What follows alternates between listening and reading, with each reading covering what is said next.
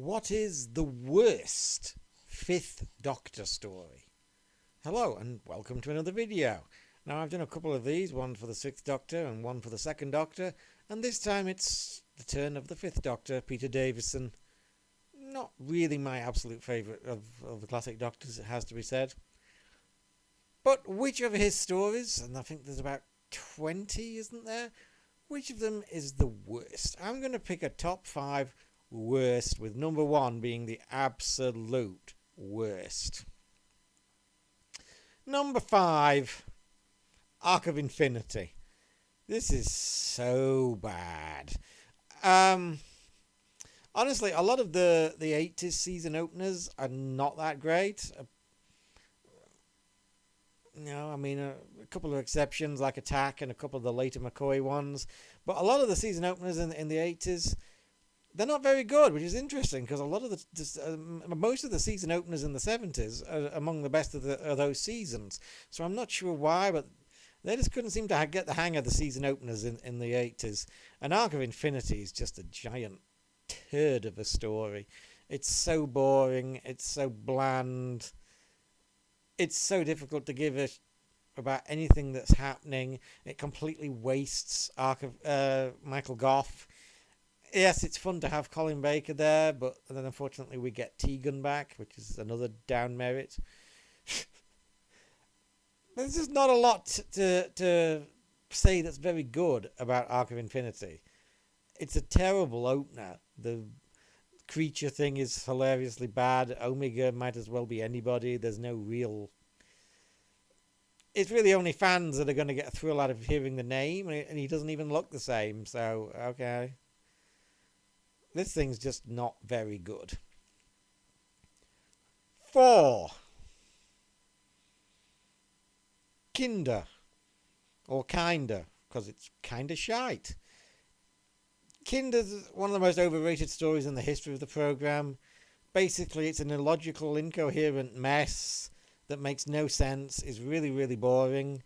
And it's the kind of story that stupid people claim to like because they think it makes them look smart, because they're under the impression the story is smart, and it really isn't. It's just crap.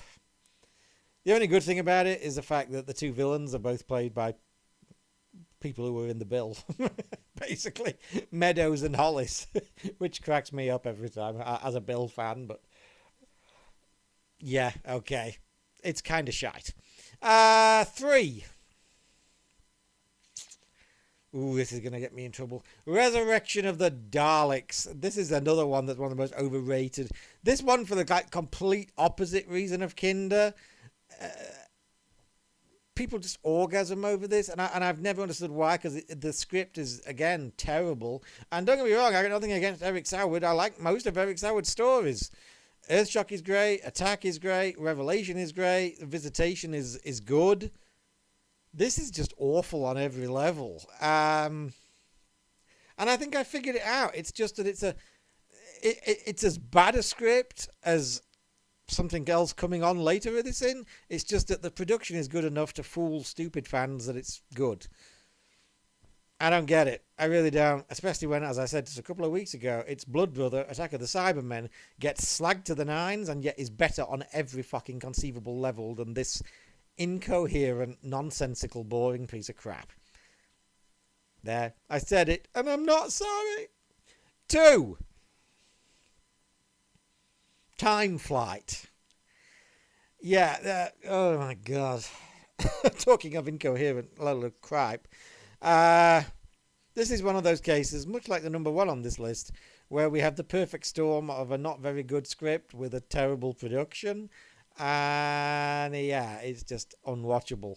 I tried watching this again last year, about a week after I'd just rewatched Earthshock, and loved it, and I turned this off somewhere in episode 2. I used to say like episode 1 is good and then it goes downhill, and it's not even that. It's more like the first 15 minutes of episode 1 are good and then it goes downhill.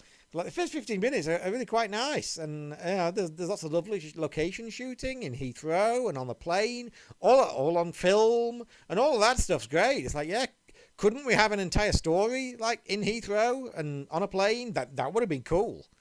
You know, that could have been good. But then we get to prehistoric studio set, and yeah, it goes rapidly downhill from there. It's just terrible. So what's the number one worst Fifth Doctor story? Warriors of the Deep. I think it's got to be. This is another perfect storm of awful script combined with awful production and stupid choices on every level that just don't work. Everything about this story is wrong. It's not a very good script. It's been a fan myth that this is a good script let down by a bad production. No, it's not actually a good script. It's a crap script. It's very boring. It's very flat. You have no reason whatsoever to sympathize with the Silurians or the Sea Devils. They're just asshole monsters that you want dead. I mean, I've said it before and I say it again. The Silurians and the Sea Devils don't work outside of their original stories. Honestly, I'm not even sure the Sea Devils works, because that's just a retread of the Silurians. The Silurians is the one story in which it works. Everything else is just rehashing and pointless. This wants to be Earthshock, but it's got the wrong monsters for it. The production and direction is piss poor. Again, it has a very confused sense of morality. Peter Davison is good, but he's giving a performance that belongs in a different story. What this thing really needed was Tom Baker and K9 taking the piss. Then maybe it might have been watchable. As it is, it's just really boring, really flat, really cheap, really crap. This is basically Resurrection of the Daleks, but with a worse production, which is why the fans slag this and yet go to town on that piece of crap. But yeah, there's no denying. Warriors of the Deep gets my vote for the worst Fifth Doctor story.